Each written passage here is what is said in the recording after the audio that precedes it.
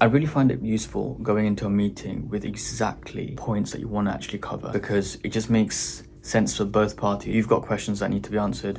By the end of that meeting, you want to come out feeling like you've kind of grown, right? And in the same way, the other person has, they feel like they've actually given some value as well. So it's a two-way value exchange. It's very beneficial, and that's the way to approach it. Just going into meetings for the sake of going into meetings, which I did before back in the day. When I say back in the day, I literally mean like a couple months ago in my old company. Yeah, it was just kind of for vibes rather than actual like progression and learning and stuff. So yeah, I'm taking it a little bit more seriously now. I'm yet to find the kind of perfect formula, the winning routine. And I think that's like the main thing, the main hunt. But that just comes with a bit more time, trialing so many things. Because at the moment, it is a trial and error stage, right? That's the first month on being on the floor. The first month, it's just literally you try loads of things and you filter out the things that don't work and you keep the ones that you feel like do work. Morning, Dale. Good morning. I've just got loads of questions at the moment just because I'm in the early stage, right? So that's amazing. If it's too much, let me know. I've got all the time. I've got that meeting from 11 to 11:30, and then I'm literally freed up all the day today. So like if I need to jump off and jump back again, take as much time as you need.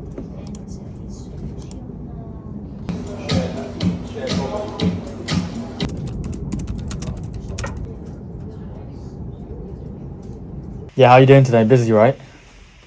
Very busy. Just getting some water. IQ technology, and it just helps the fuel cell be more sustainable. I believe that you spoke to my colleague Dill last week or last month at some point. The entire project of basically looking to our very likely to be reactivated in the next weeks. To the drafting stage, so title drafts and plumber concepts. At this stage, what I'm generally trying to do is... What was your biggest learning from Monday's lecture? I didn't realize that having kind of building a personal brand valuable when you have the same kind of format of your...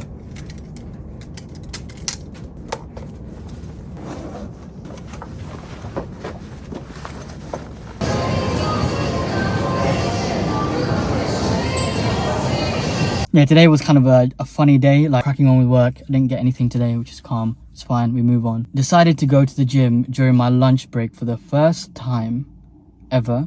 Okay, because my plan now is to try and squeeze my gym sessions into my lunch break. Sacrifice my lunch.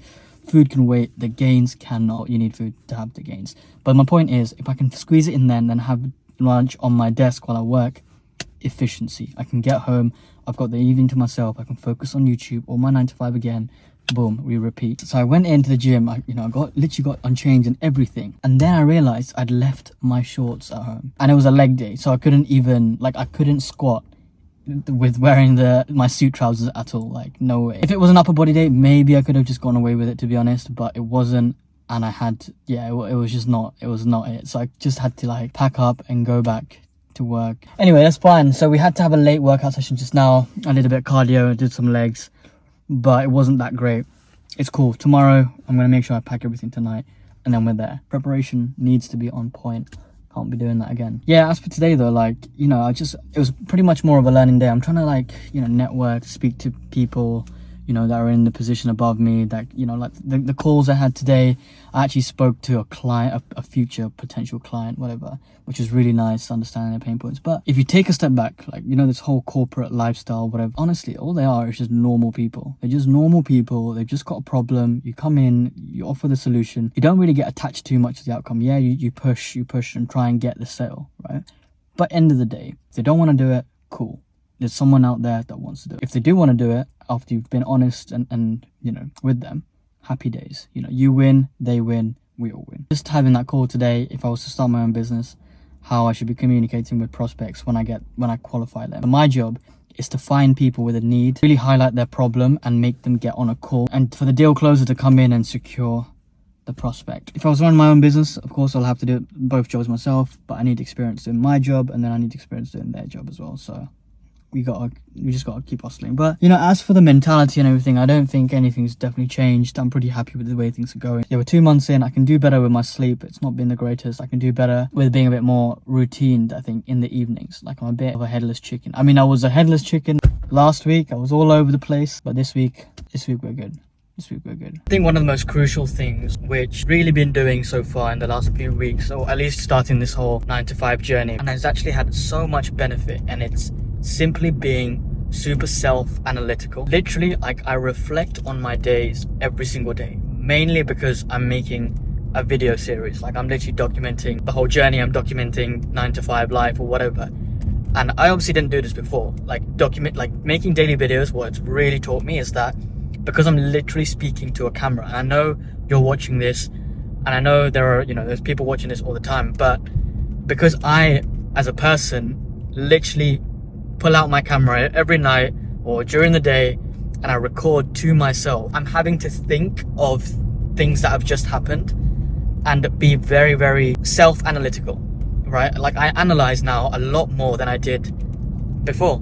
And if I also take it as a percentage, it will be like a crazy percentage increase. What it's taught me the most is that I can actually just understand the way I approach things, the way I think. Maybe certain things I could have done better. Maybe certain things that I should have taken a different approach or tried a different avenue. That's really, like, I think, increased my self-awareness of my actions. And let's say, like, because I'm also reviewing my cold calls, whenever I call people, I can watch it back and be like, wow, okay, maybe this approach didn't work. And it's been several times where maybe my opening wasn't the best, so I changed it up. So I benefit from doing that. So if I can tell you one thing, it would just simply be to be very, very self-critical. If you can bring a journal or some sort of little booklet, buy a notepad or whatever, and just write down at the end of the day what you did. Is there anything that you could do to improve that day? That's the most important question, because then it becomes a prompt.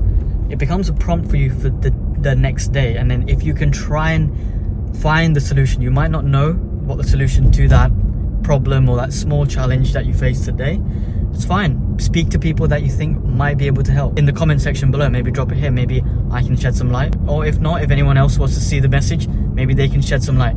So it's always doing that, always you're in a constant state of evolution. When you're in that state of evolution, then, my friend,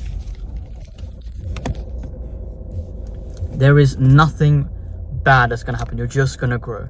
You're just going to be in a position of pure growth. Don't put yourself down, but really be honest with yourself, honest with your actions. Are you actually doing enough? What have you been doing differently that's helped?